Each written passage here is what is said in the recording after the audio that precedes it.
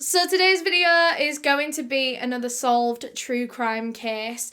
Today we're going to be talking about a case that has come to be known as the Kfc Murders. This is the robbery, abduction and cold-blooded murder of 5 innocent restaurant goers that happened in the 1980s and remained unsolved for 20 years. It is solved now, but it took 2 whole decades. But before we get into this video, I just want to thank our sponsors for making this video possible, June's Journey. June's Journey is a hidden object murder mystery game app available to download for free on both iOS and Android devices. June Parker has just discovered that her sister has been murdered, and she takes on the responsibility to solve the case herself. And that's where you come in. You play as June, going through different scenes, finding different hidden objects and clues to take you further and further into the story. While it is a murder mystery solving game, it's not a scary murder mystery. It's not like a horror game. It's actually a really relaxing game to play, like as you're trying to sleep at night or when you're in the bath trying to relax. And June's Journey is holding a special contest for their 3rd anniversary. Solve as many as the railway riddles as you possibly can to be in for the chance of winning a $15,000 luxury travel gift card. But that's not all, there's a lot more prizes up for grabs. The game is running from September 27th to October 4th, and you can pre-register now at railwayriddles.com to make sure that you're notified as soon as the contest begins. They're also doing a lot of other fun stuff if riddles aren't really for you. They're also doing bonus rewards every day, as well as exclusive decorations that are only available during this time. So if you want to be in for the chance of winning all of these amazing prizes and taking part in the contest, make sure you are registering to Railway Riddles using the link down below in my description. Thanks again to June's Journey for sponsoring this video. Now let's get into it. But before we do, I just want to give my usual disclaimer that I mean absolutely no disrespect to anyone that I talk about in this video. This video is for educational purposes, and everything I'm about to say is just information that I have found on the internet and I'm compiling into one video on the case. So for today's case, we are going to Texas, specifically a city in East Texas named Kilgore. For a city, Kilgore was pretty small. It had a population of about 10,000 at the time, 14,000 now. On September 23rd, 1983, this specific KFC restaurant in Kilgore was just closing up. It had a really successful shift. There'd been a football game on in the area, so they'd been super busy. 17-year-old Kimberly Miller was an employee at the restaurant, a very new employee. Her mother, 37-year-old Mary Tyler, had recently helped her get a job there because she was a manager there. She'd worked there for a very long time. Mary Tyler was married to a man named Bill Tyler, who was now Kim's stepfather. Mary had met Bill when she was working at a previous KFC location. She'd been moving up in the company for a very long time, and she'd met him while she was working at this separate restaurant, and then she got offered a better job at the Kilgore one to be a manager.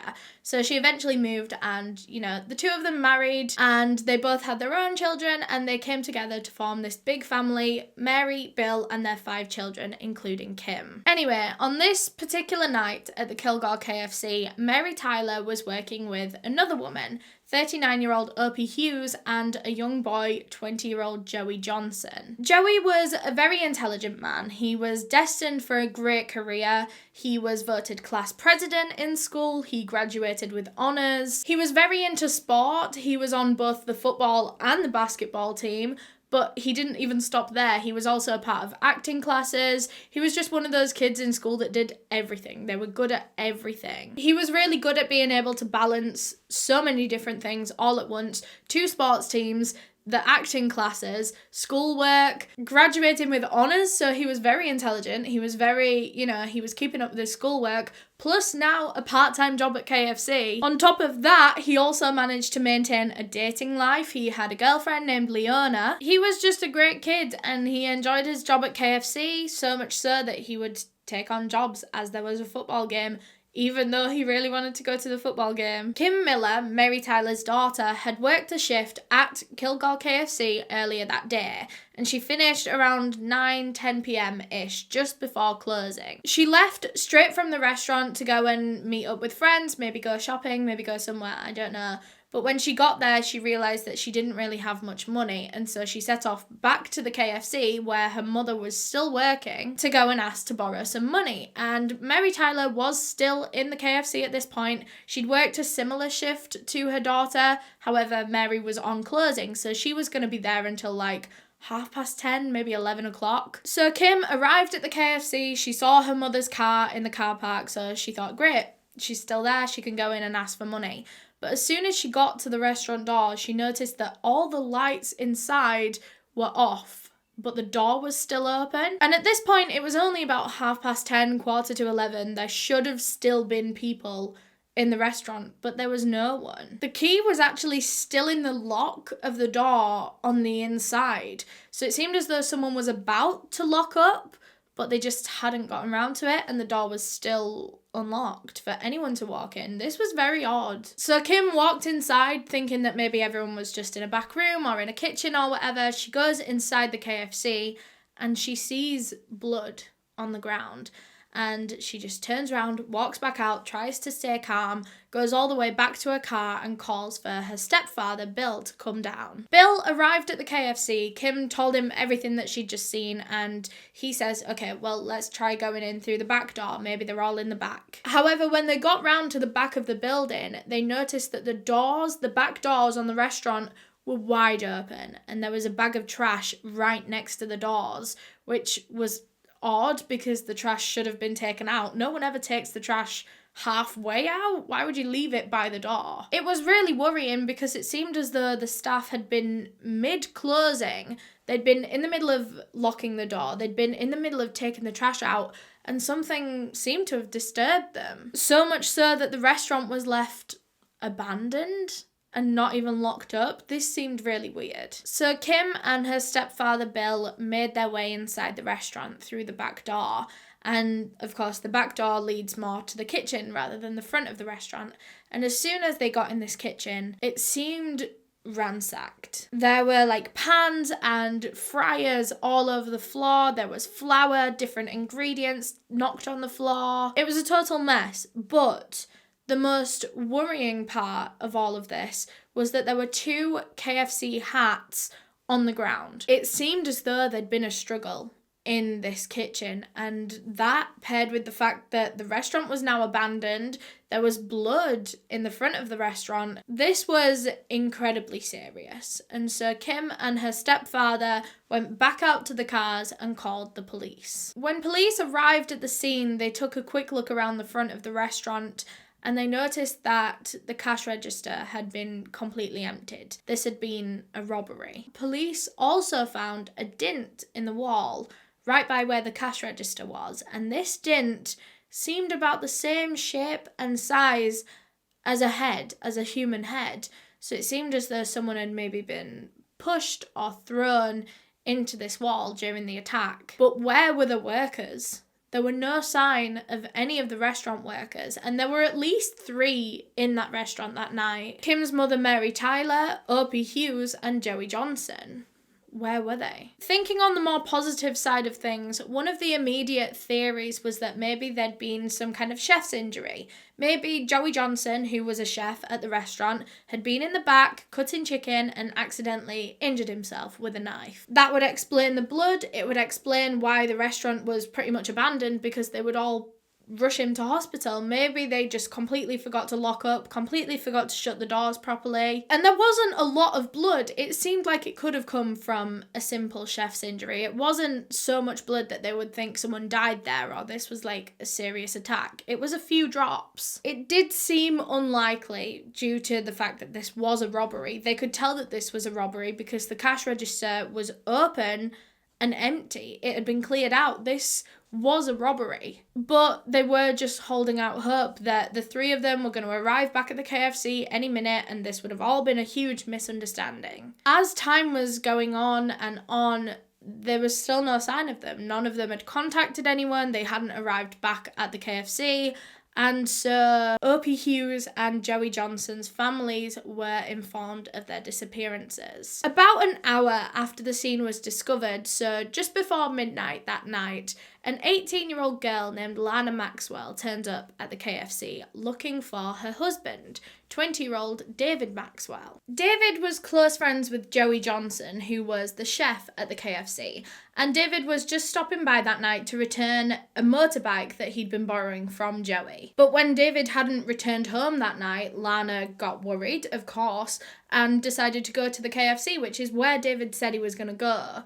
But when she arrived there, she realised that this was now a crime scene and that her husband was missing. Lana was pregnant at the time. I think she was either 6 months or 8 months pregnant. They were still so young. She was 18, David was 20. David and Joey had just enrolled in college and they were part of the same fraternity. Lana said that David was the man of her dreams. He was so lovely to her. He always just used to bring her flowers and balloons and chocolates just because he loved her. He said, "I love you" to her first, and she said he was just unlike any other man that she'd ever met in her life, and he was something so special to her, which was evident, you know. The two of them fell in love and they were just starting their family together. They were married, they were having their first child, everything was going so well. And Lana was actually supposed to be at the KFC that night, or she was almost gonna be at the KFC that night when everyone went missing. She and David had been out all day and they were using the motorbike that David had borrowed from Joey because David had a car, but he'd misplaced his car keys. So Joey said to David, he was like, "Look, I have a motorbike, we can share my motorbike until you find your car keys or until you get replacement ones." And so that's exactly what they were doing. Joey didn't give it to David, but they were both kind of using it at the same time, using it when Joey had work, when David had this thing, like they would have to try to return it to each other all the time. David had it during the day that day and him and Lana were out on it, and that was when David remembered that Joey was working late at the KFC that night and he would need it to get home. So all three of them couldn't fit on this motorbike, and that was why David took Lana home instead of just taking Lana to the KFC with him that night. So now police learned that Joey and David were part of the same fraternity. That's 2 of the 4 missing people that had a connection. So police decided to go and speak with other boys in this fraternity to see if there was something going on there, just to see what kind of lives David and Joey had and if they could kind of expand on that and use that to try to find these people. And that was when they realised that it wasn't just David and Joey from that fraternity that had gone missing. There was also one other boy that hadn't returned home that night either. 19-year-old Monty Landers was born in Germany and raised in Texas. He was in college studying to one day become a forest ranger, also, like I said, in the same fraternity as David and Joey. Monty had also gone to the KFC that night to meet up with Joey and David after Joey's shift. They regularly did this. Both David and Joey worked at the KFC, so they would all meet up there after shifts just because it was an easy place to meet and they could get food. So that was what they were doing on that night. It was nothing different to any other night. All 3 of them met up at this KFC and now they were missing. So now that makes 5 people missing. 3 workers and just 2 random boys that just happened to be in the KFC that night. This doesn't happen with a regular robbery. 5 people don't just go missing. This seemed like an abduction as well as a robbery. So now, where are these 5 people? They are potentially in danger.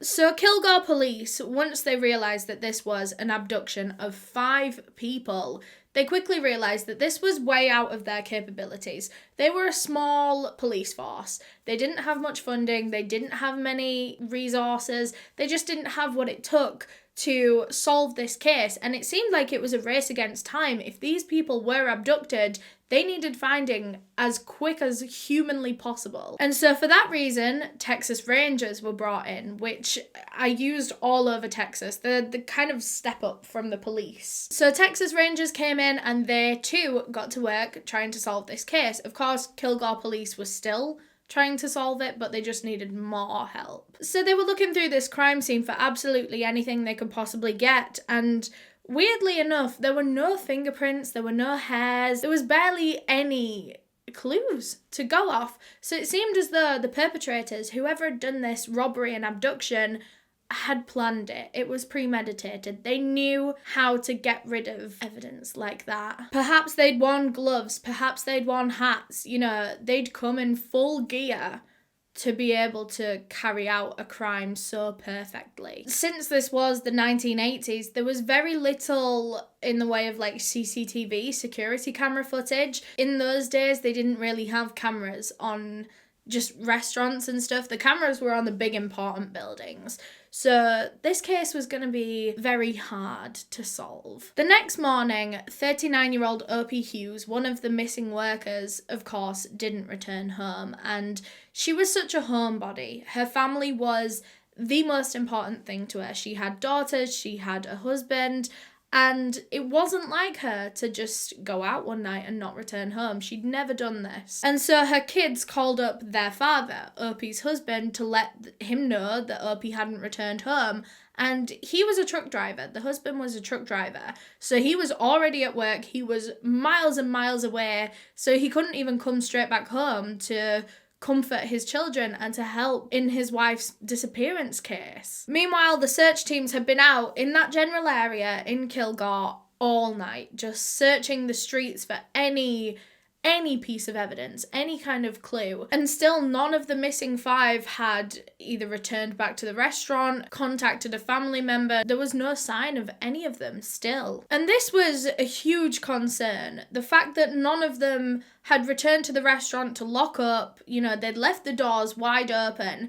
This pretty much threw out every single innocent explanation for their disappearances. You know how I was saying that one of the immediate theories was maybe there'd been an injury, that would explain the blood, that would explain why they rushed off so fast, but if that was true, they'd be home from the hospital by now, and there was still no sign of any of them. It seemed that something very serious, something very sinister had happened to these 5 people, and that was confirmed later that day, just 12 hours after the disappearances. On the morning of September 24th, 1983, an oil rig worker was just going to work at the oil lease, and this was a fair few miles away from Kilgore. This was in Rusk County, and this oil lease was like a big field. There were a couple of fields, and so you had to go on like a kind of dirt track, like a stone track to get there. And as he was walking along this track, he noticed a few piles of rubbish further down the track. So he goes over to these piles of rubbish to go and clean them up, but as he's getting closer, he can see them more clearly, and he notices that these piles of rubbish have arms and legs, and then he notices a head, and he realizes that these aren't piles of rubbish, these are human beings. The oil worker just assumed that these were drunk teenagers that had fallen asleep on this path, because teenagers in college, they're not old enough to drink yet, so they can't go out to bars and things like that. So they would often throw parties on just huge pieces of land. They would bring their own alcohol, bring their own music, and throw their parties there. And this particular oil lease had experienced that a few times. There were a few parties that had been held there illegally, and so it wasn't unusual to see teenagers kind of sleeping off their hangovers in the streets. That sounds ridiculous, but I'm guessing this worker had seen that before, because that's what he thought it was. So as the worker was walking over to these people that were asleep on the floor, he was shouting, come on, wake up, get out. But he's not getting any response at all from these people. They're not saying anything to him. They're not even moving. And as he gets closer to them, he realizes that these people aren't actually asleep at all. These people were dead. So this worker called the Texas Rangers, who came as quick as they possibly could, and there they identified these 5 dead bodies as those 5 people missing from the Kilgore KFC. And this just confirmed that police theory that the 5 workers had been abducted. It seemed they'd all been taken together as this robbery happened. And this was some way away from Kilgore. These 5 people had been driven. They'd had to travel in paralyzing fear for like 25-30 minutes, not knowing what was about to happen to them. They all seemed to have been shot in the head. 4 of them, all 3 boys and Mary Tyler, were laying in a row on the ground. David Maxwell and Joey Johnson were on the outsides, and inside was Mary Tyler and Monty Landers. And they were all laying face down with their arms kind of crossed like this and their head on their arms. It was as if they'd all been ordered to lay in a specific way, since they were all doing the exact same thing, and none of them had any kind of self-defense wounds on their arms or their hands, so did they even know they were gonna be murdered? Some people think that the killer, or killers, maybe multiple, had ordered these 4 people to lay down, face down, don't fight back, and maybe then they would get away with their life. Maybe these people thought that they were actually going to survive if they just did as they were told. Some of these 4 people had scuff marks on the top of their shoes. Now, I don't know if this is actually evidence because, of course, scuff marks can be from just general wear of shoes. But some people believe that this is possibly from them being pushed to the ground, or maybe them trying to get up from the ground quickly. All of their pockets had been turned inside out, showing that they'd all been robbed with force. And the women were also missing all of their jewellery. Now, you might have noticed that I'm only talking about 4 of them here, and that is because Opie Hughes was actually found 30 yards away from the other 4 of them. Again, she was face down, lying in the grass, shot in the back of the head. But this time her hands were full of mud and grass and even her own hair, suggesting that she'd been in some kind of struggle.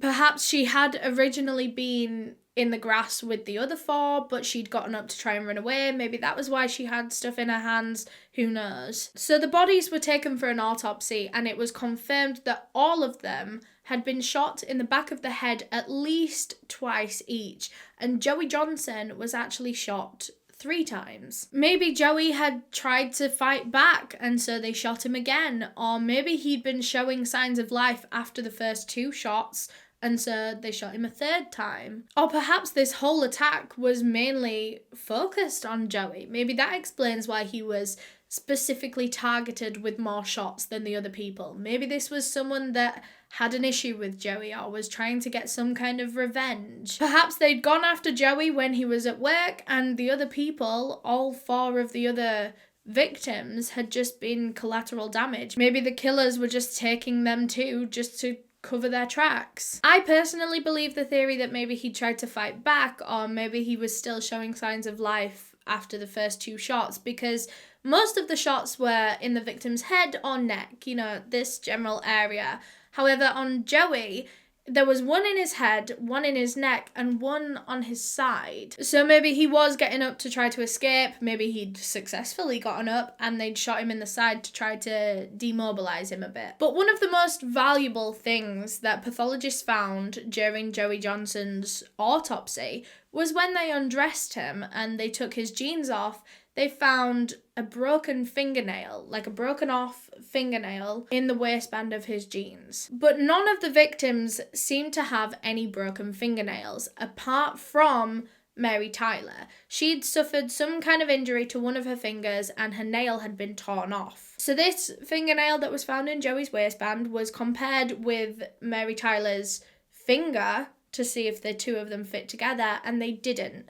The jagged edges didn't match up. This wasn't Mary Tyler's fingernail. So maybe this broken fingernail belonged to one of the killers, and maybe this was the next step in trying to identify who that was. Mary Tyler, who was killed alongside the 3 boys who was shot in the back of the head, seemed to have other kind of injuries to her body. It seemed as though she'd been beaten as part of this attack. Maybe she tried to escape and so her killers had beaten her to keep her in line, or maybe this beating could have taken place back at the restaurant. There was blood, there was a head-sized dint in the wall by the cash register. Maybe that had been Mary Tyler, maybe she'd been on the cash registers that night. On an examination of Opie Hughes' body, it seemed as though she'd been sexually assaulted, although this couldn't be confirmed. This was the 1980s and technology wasn't quite at that point where they could say yes for sure.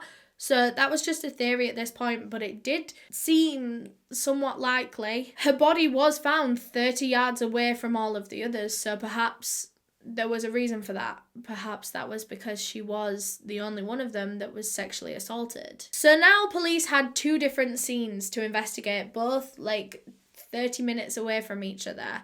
And still, there were no major clues, no major developments, no suspects. And police weren't handling this case very well. Yes, they were investigating both crime scenes, but neither crime scene was properly taped up or boarded away until well into the next day. So 12 hours of just people trampling over these crime scenes. This meant that evidence might have been contaminated. Extra evidence might have been left at the scene. You know, if a police officer's hair fell on the ground, maybe they would think it was the killers for a long time, you know. It just hindered this investigation quite a bit. I think a lot of it was to do with, yes, police just not doing a very good job. Like, you should be taping up the crime scene straight away. But also, this police department severely lacked funds. They had no money. Hence why they got the Texas Rangers in almost straight away. They knew that they couldn't do this alone. But they did what they could, you know. They brought in sniffer dogs to see if they could pick up any scents at both of the scenes.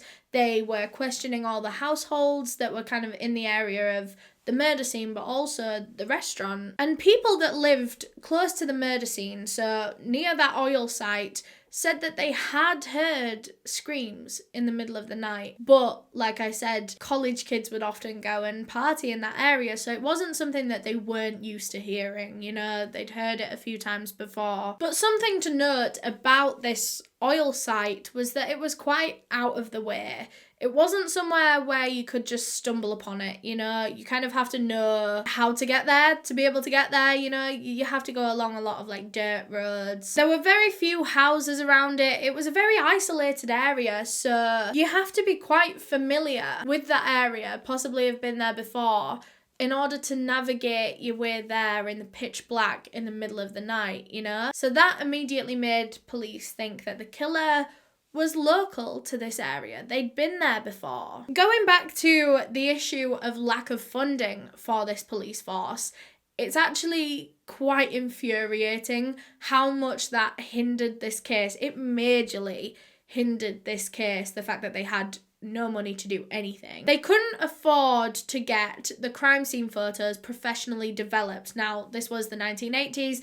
Everything was done on film and they had to physically take them with a camera and get these pictures developed. They couldn't afford to get these pictures properly developed, and so instead they set up a kind of DIY dark room at the fire station and tried to develop the pictures themselves. Now, guess how that went? This destroyed 9 out of the 10 rolls of film taken of the crime scene. That's 90% of the crime scene photos gone. And at this point, the crime scene had been cleaned up, so they couldn't go back and look at things. That was potentially so many major clues that were immediately just taken away in this case. And now they had barely anything to go off. So time was going on, and with the lack of evidence, the lack of leads, the lack of suspects, this case wasn't going anywhere. And naturally, this led to a lot of arguments among the police, because whose fault was it that this case wasn't going anywhere? Since the disappearance happened in Kilgore and the bodies were found half an hour away, that meant that there were 2 different police forces working on this one case, and they butted heads a lot. They just couldn't work together. They were constantly blaming each other for different aspects of this case. There was a huge lack of communication. It was terrible. And it got so bad that the Texas Rangers, they'd kind of taken a step back at this point. Now that there were 2 police forces working on it and the bodies were found, Texas Rangers took a step back and let the police themselves solve it. But they had to come back in because those 2 police forces just couldn't get on for the sake of this investigation. Texas Rangers literally had to mediate these 2 police forces to work like adults together. But really, all any of them could do at this point, there was nothing that could be done. There were no crime scene photos, there was no longer a crime scene. They couldn't do anything other than campaign to the public and beg people that might know anything, that might have seen anything, any potential witnesses to come forward. They even put up a $50,000 reward. One woman did come forward to police to say that she'd been in that Kilgore KFC on the night of the murders, very close to closing time, and she'd overheard a conversation that the woman on the cash register was having on the phone. Now, this woman on the cash register has now been identified as Kim Miller, which is Mary Tyler's daughter. This was when Kim was working. This witness heard Kim call her mother Mary, who wasn't actually in the restaurant at this point, I'm not entirely sure about the timeline here. This was quite hard for me to research. But from what I could find, this witness told police that she heard Kim Miller behind the cash register call her mother Mary and tell her that they had $2,000 in cash still in the cash register that needed something doing to it, needed taken to the bank, needed putting in a safe, something like that. And this witness said that Kim said this on the phone so loud that half the restaurant would have heard. You know, anyone within earshot now knows that there's just $2,000 in cash lying around in this restaurant that hasn't been put in a safe or taken to the bank. And this witness also recalled seeing another man very close to Kim in the restaurant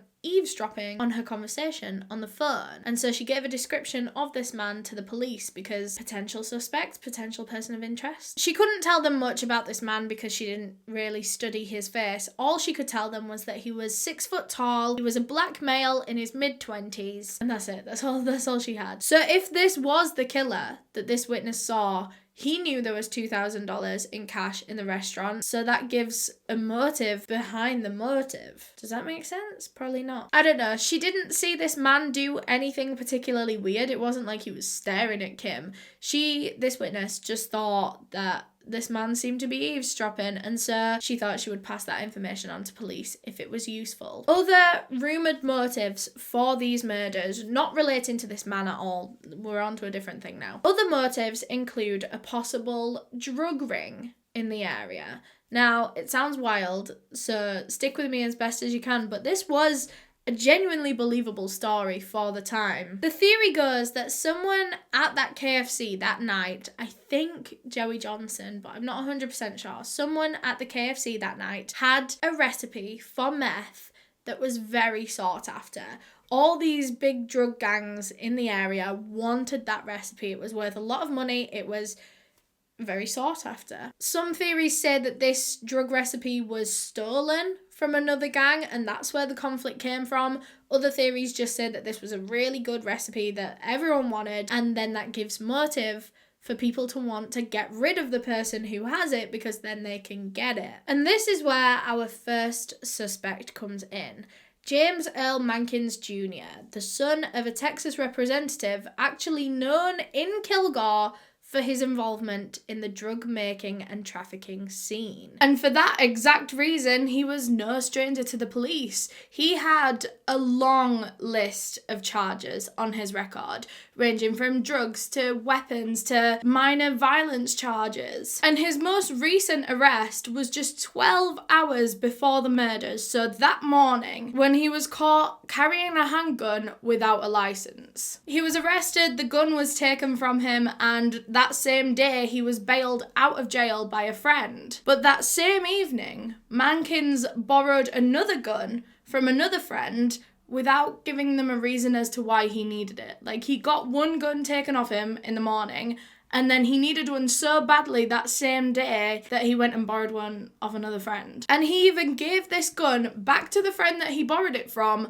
the next morning, the morning after the murders. He borrowed this gun for about 12 hours on the evening of the murders, right through until the next morning when he no longer needed it. And in the days after the bodies were found, Mankins was actually overheard in town saying to people that if they cross him, they'll end up like the Kentucky Five, which is actually how this tip came into police. One of these people that either he said that to or someone that overheard him saying that to another person contacted police and said, yo, this is suspicious. So Mankins was arrested and brought to the police station for a bit of an interview, a bit of a questioning. He wasn't a major suspect right now because they had nothing to particularly link him to the murder site or the disappearances or anything. He was just a person of interest. But as soon as police sat down with him and they began questioning him, they noticed that on one of his fingers, he had an injury to his nail. So if all the other things weren't suspicious enough, the fact that he borrowed a gun and, you know, the fact that he was saying that around town after the murders,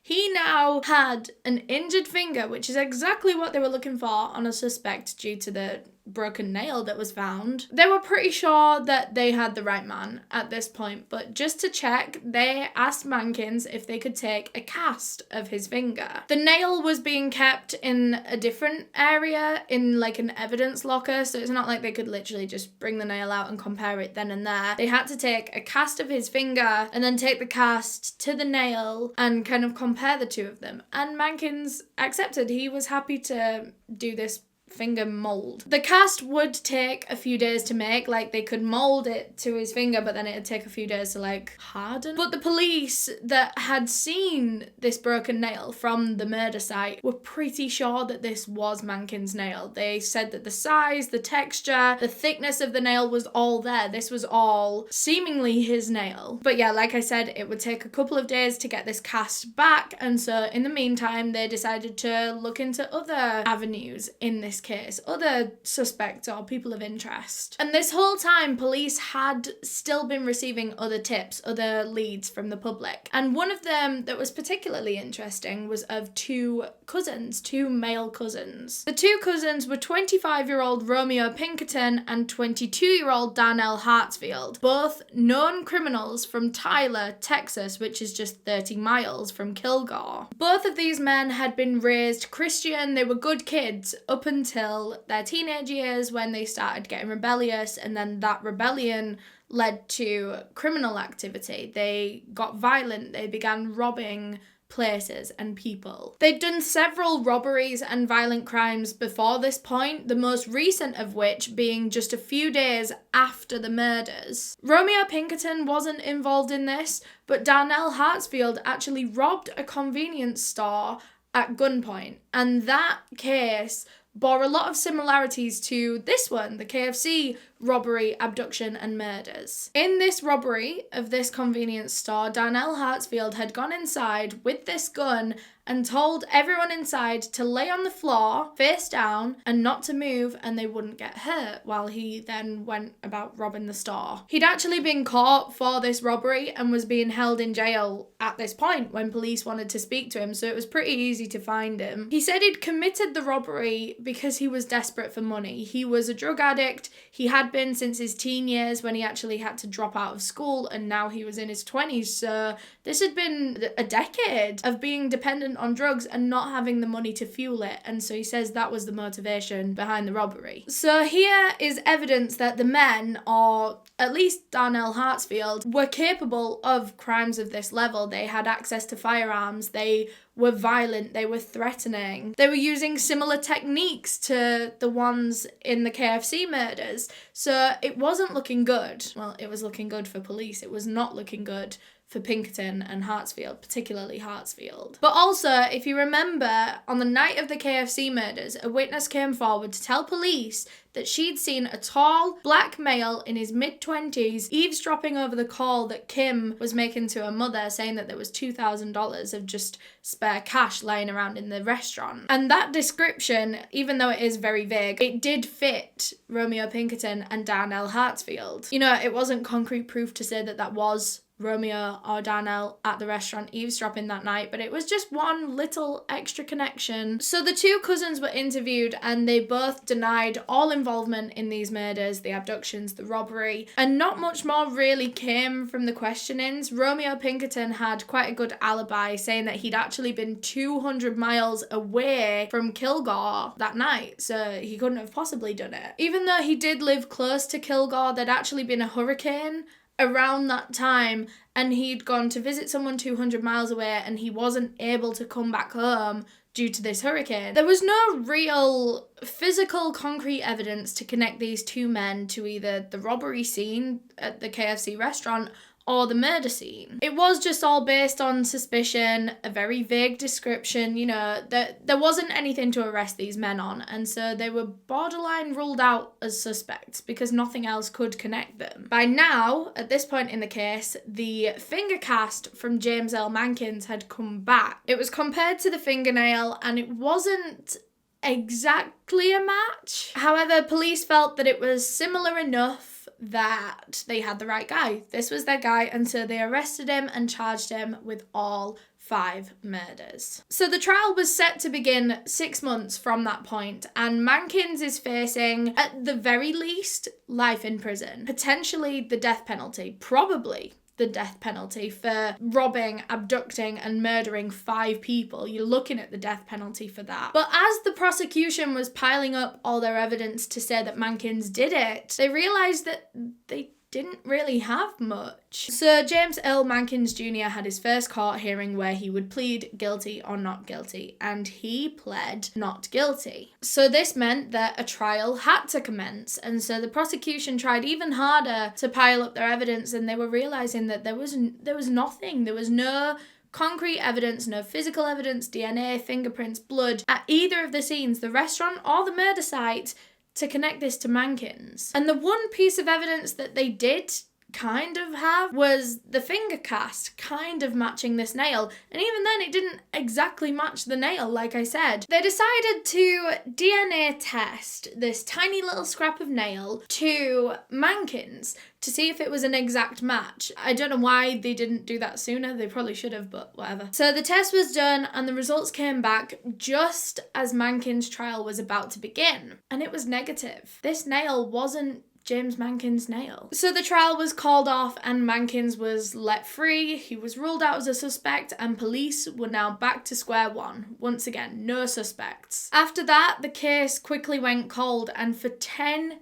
years, a whole decade, there were no major developments in this case. It was always there in the police department in Kilgore Police, and with it being 10 years, obviously policemen are coming and going from the force. The case is being passed around. It's got new leaders every few years, and none of them, even though this case was being passed around people and it was being seen with fresh eyes every few years, nothing changed. Nothing was being done. There was no new developments, no new testing or anything like that. People were beginning to suspect that police had messed up this investigation on purpose. Going back to the theory of a potential drug ring, if theoretically police were involved in said drug ring, they're not going to want to solve this case, are they? So it would make sense how the crime scene photos were mostly, all of them, 90% of them, destroyed. You know, they wouldn't want the evidence there. So like I said, the case for the next decade was being swapped around different people as new police joined the force. They would give them it for them to look over, and finally, 10 years in, they decided to do another DNA test of this nail. Because of course there's also the fact that DNA testing and science in general is just always getting better. It's always improving, it's always developing. So maybe technology 10 years on would pick up a smaller piece of DNA than technology 10 years prior would have. New things might come up now. So they decided to test this little scrap of fingernail again to see if they could find a match, see if they could find whose this nail was. And they did find a match. They found who it belonged to, but it wasn't going to help them find a suspect. This broken fingernail belonged to Mary Tyler, one of the 5 murder victims. Like I said, she had an injury on one of her fingers. She was missing half of a nail. It was broken. But police said they checked this at the time, and the edges, the jagged edges, didn't match up. So just because the nail didn't look like it matched the injury on Mary Tyler's finger, they just discounted that as a possibility.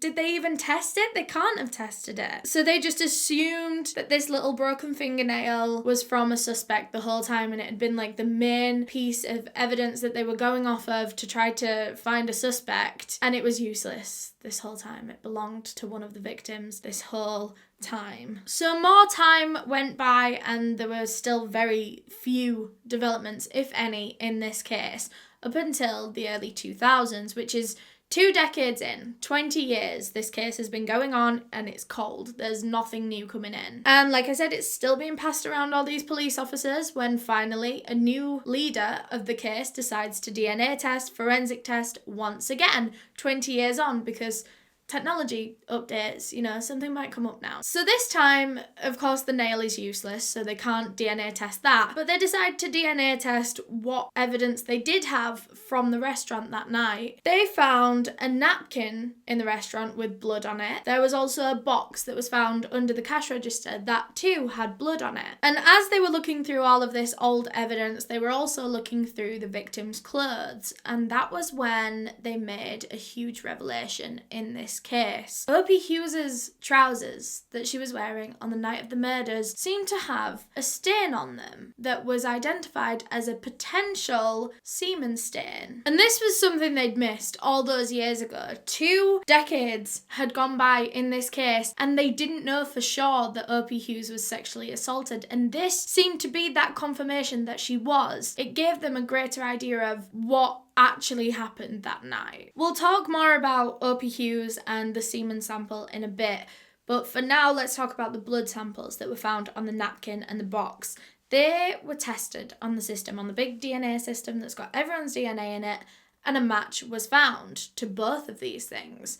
And it wasn't James Mankins as suspected. It was actually a match to both Romeo Pinkerton and Danielle Hartsfield, 2 previous suspects in this case that were ruled out almost 2 decades ago, and these men were now in their 40s. Like I said, it was a DNA profile match, which isn't an exact DNA match. The DNA profile is a bit more of a simplified version, which means it fits more people. It's not specific to you, but it's specific to like 1 in a million people. But the likelihood of it being these men's DNA is very high because both samples on the napkin and on the box were a match to both men. And these men were cousins, they were related, so they would have a very, very similar, if not exact same, DNA profile.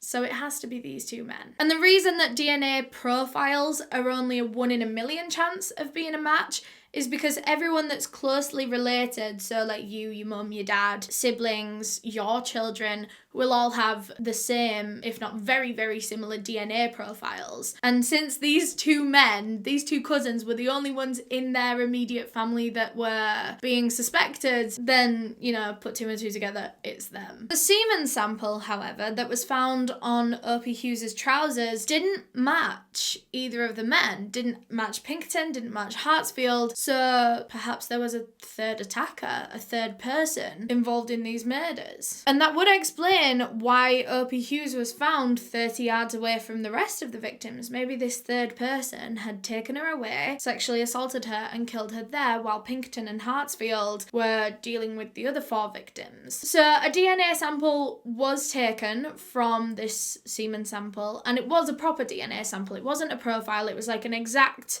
sample, and it was tested on the American DNA database and there was no match. Whoever's semen this was not on the database. They weren't a criminal, a previous criminal, or at least a caught criminal. They'd never had their DNA taken in any other case before. However, experts can look at this sample from the semen and tell some very basic things about this person. And one of the things that they can determine from this very small sample is their race. And the person whose semen this was African American. Now, going back to James Mankins, he was now partially back on police's radar for this crime because the reason he was ruled out earlier was because of that fingernail. But now that fingernail was determined to be Mary Tyler's, he was kind of back in the running as a suspect, or potentially this third suspect. But since the DNA from the semen sample showed that the perpetrator, the third attacker in this case, was African American,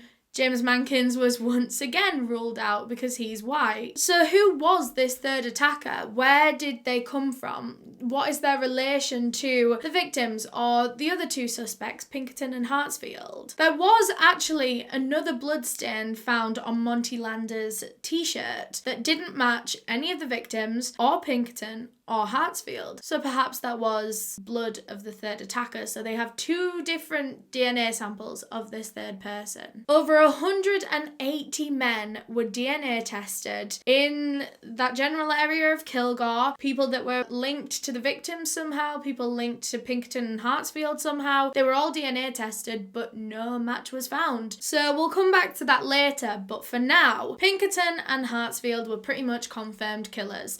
Their blood was found at the scene of the KFC restaurant on a napkin and on a box. The men had previously lied in their questionings. They denied all involvement in these murders, in this whole attack. They said they weren't in the Kilgore KFC that night, but their blood was there, so they lied to police. They were there that night. And now there was proof that they lied, so not only were they charged with the murders, now that there was evidence, but they were also charged with perjury for lying to police about being in the KFC that night. So now a trial could be set for our two new suspects, and this was 22 years after the murders took place. In October of 2005, Danielle Hartsfield had his first of two trials. He was actually going to go through two trials, one for perjury, which was lying to the police about where he was, and one for the actual murders. For some reason, Darnell's perjury one was before either of Pinkerton's. I don't know why they didn't just do like both men's charges in the same trial. Anyway, Hartsfield is on trial for lying about being in the KFC. However, his blood is on this box, so it's not looking good. He's looking like he's going to be sentenced for this in some way. But his defense team argued that where is the proof that this box, yes, it had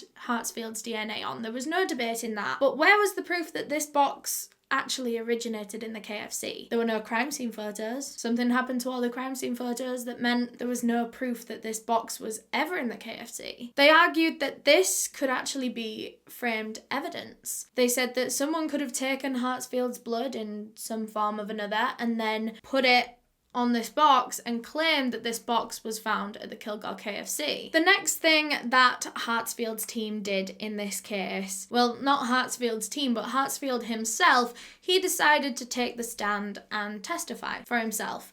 Now, everyone warned him against this. Everyone said that's not a good idea. You're gonna look suspicious or guilty in some way or another. But ultimately, it's his choice whether he does it or not. He can be advised by his legal representatives not to do it because it won't go well. But if he wants to do it, he can do it. So he took the stand, testified, said he wasn't at the KFC that night. He was still standing firm. And of course, this didn't go as planned. It didn't go well, just as his representatives told him. And Hartsfield was found guilty of aggravated perjury. And for that, he was sentenced to life in prison. I don't think I realised how serious of a charge that was. I didn't realise you could get life for it. But he was now serving a life sentence before he'd even got onto his murder trial. That was just for lying to police. Now, around this same time, actually just a couple of months before, Romeo Pinkerton is still out. He's free, he's not in police custody. And in the summer of that year, Romeo Pinkerton was actually arrested for breaking into and robbing an elementary school. And so he was taken into police custody, and they decided that for the safety of the community, that they had to lock away Romeo Pinkerton until his trial. If someone was trying to frame these men of these murders and they did it using blood evidence, they took these men's blood and they put it on items at the scene, they didn't do a very good job at framing them, since DNA and forensic testing and evidence was still in its infancy at the time, and it wouldn't have done anything. I'm not saying it's completely out of the question that perhaps police did frame these two men using their blood. Maybe that did happen. But if they were going to try to frame these men, surely they would do it in another way that meant they would be caught a lot sooner. However, Pinkerton does really believe this theory, and he says that if this napkin, so it was Pinkerton's blood that was on the napkin, Hartsfield's blood that was on the box. So Pinkerton said that if this napkin really was 20 plus years old from the crime scene, which was 20 years ago, then why does it look so white and brand new? Surely it would have some kind of discoloration if it was that old. Unfortunately, I don't have a picture to show you of that. On top of that incriminating evidence of the napkin, however, there is more evidence against Pinkerton that says maybe he wasn't framed and maybe he genuinely was the killer or one of the killers. And this piece of incriminating incriminating evidence was actually a statement from one of his fellow inmates, because like I said, he was caught for robbing this elementary school, so from that point until his trial, he was kept in just a normal jail. And one of the other inmates from that jail said that they were speaking to Pinkerton one day, they were playing cards or some kind of game, when this inmate decided to ask Pinkerton about the KFC murders. And he asked him, like, what happened? Tell me about it. And Pinkerton didn't say anything, he stayed silent, but he did motion with his hand like a gun. And Pinkerton followed up in this conversation by asking this inmate if he thinks that DNA evidence is traceable or, testable after 20 whole years. Which coincidentally is the amount of time that it had been since the murders. So did Pinkerton know that he'd bled at the crime scene? Did he know that that was going to be the slam dunk piece of evidence to put him in jail? However, for his argument, Pinkerton also argued that the crime scenes hadn't properly been taped up. People had been trampling all over the crime scenes well into the next morning. And he says, well, how can police use any DNA evidence in this case to convict any one person when everyone's DNA, everyone that trampled through that crime scene that day, everyone's DNA is on everything. He says that, like, all the forensics, all the DNA should just be written off and there should be another way to solve this crime. So in his trial, Pinkerton maintained his innocence until the very last minute. That was until right at the end, he decided to change his story and say that he was guilty of all 5 murders. I think he realised the way that this trial was going, and I think he realised that he had no way of getting out of this, and if he didn't admit to this, if he pled not guilty, then he would be put up for the death sentence. However, if he pled guilty, he would get a plea deal and he wouldn't be killed. And in a case as severe as this, the death penalty would likely be given for the robbery, abduction, murder of 5 people, with potentially a case of sexual assault in there as well. This was a very severe crime, and I think Pinkerton knew that the only way that he could keep his life was if he pled guilty. So Romeo Pinkerton was given 5 life sentences for his 5 murders, and they will run one after another, and so he'll be in prison for the rest of his life. And then in 2008, 25 years after the murders, Danielle Hartsfield had his murder trial. Again, his case mainly focused on the fact that, yes, his blood was on that box, but there was no way of proving that that box was at the murder scene. His team also tried to deflect the blame from Hartsfield by blaming someone else. And that someone else was Mary Tyler's daughter, Kim, the girl that found the restaurant abandoned that night. They said that Kim had a history of stealing, which is true. She had stolen things in the past, and she knew that there was $2,000 in spare cash in the KFC that night. Perhaps she had other connections or friends that came along and they all committed this crime together. It's unlikely that Kim could ever do this herself, but perhaps she was part of a group that robbed and abducted and murdered these people. Maybe she didn't expect her accomplices to commit murder. Maybe she thought that they were just going to rob the store and that would be it. However, maybe this kind of got out of hand and whatever. I mean, it's not really believable. There's no evidence, and at the end of the day, Hartsfield's blood was found in the store. Romeo Pinkerton's blood was found in the store. The jury just didn't believe this proposed theory, and so they decided to find Danielle Hartsfield guilty of all 5 murders. And he too was given 5 consecutive life sentences. Now that meant that he had 6 life sentences because he had 1 for perjury. After the ruling, Opie Hughes' husband, Jack Hughes, begged Danielle Hartsfield to give over the name of the man that sexually assaulted his wife. And Hartsfield just looked at him and he was silent. This case is just so incredibly sad for so many reasons.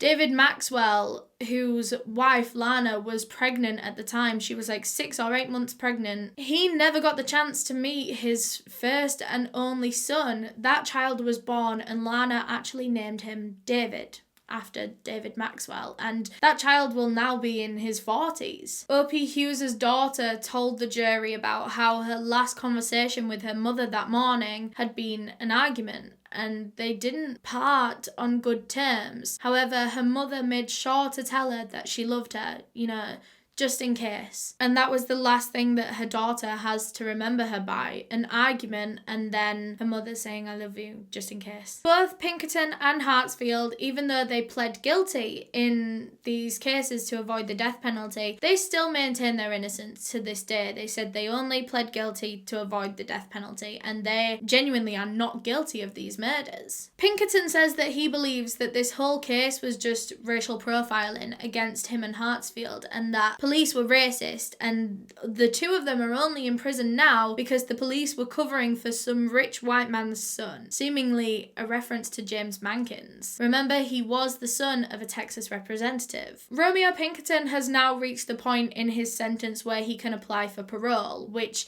he's done twice, but it's been rejected twice, so he's still in jail. Danielle Hartsfield isn't eligible for parole just yet, but he will be in 2023, so that will be his first ever parole hearing. However, I doubt that either of these men will be let out of prison at all before they die, unless some major evidence comes out that proves that they're not guilty of this. Police have unfortunately never caught this third attacker. They don't even have any suspects, any people of interest. They have no idea who this is. They believe that this person is probably in their 60s or 70s now, possibly even dead. But that's all I have on this case. Let me know down below in the comments what you think. Do you think Pinkerton and Hartsfield were guilty or were they framed? Thanks again to June's Journey for sponsoring this video. Make sure you're downloading the game and pre-registering for the contest using my link down below in the description. Huge thank you to all of my channel members for helping me decide the cases that I cover, especially my tier 2 members whose names are all on screen right now. If you want to become a channel member, you can just click the join button on a desktop or there'll be a link in the description of this video. But yeah, thank you so much for watching this video. If you enjoyed, make sure you leave a big thumbs up. If you want to subscribe, there'll be a circle right here. If you want to subscribe to my second channel, there'll be a circle right here. And if you want to watch another one of my videos, there'll be a playlist on screen right now. Bye!